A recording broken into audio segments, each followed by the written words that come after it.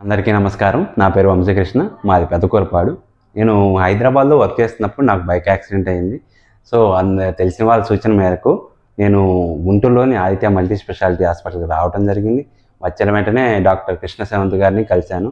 Doctor గారు ఎక్స్‌రేలు and reports చూసి నా యొక్క కుడి చేతి ఎముక విరిగిందని చెప్పేసి అన్నారు. దానికి సర్జరీ చేయాలని సూచించారు డాక్టర్ గారు. సో, దానికి వెంటనే సర్జరీ చేయటం కూడా జరిగిపోయింది. సర్జరీ చేసిన వెంటనే నా చేతి యొక్క పెయిన్ మొత్తం చాలా రిలీఫ్‌గా అనిపించింది నాకు. నేను ఇక్కడ ఎంతో పెయిన్‌తో వచ్చాను.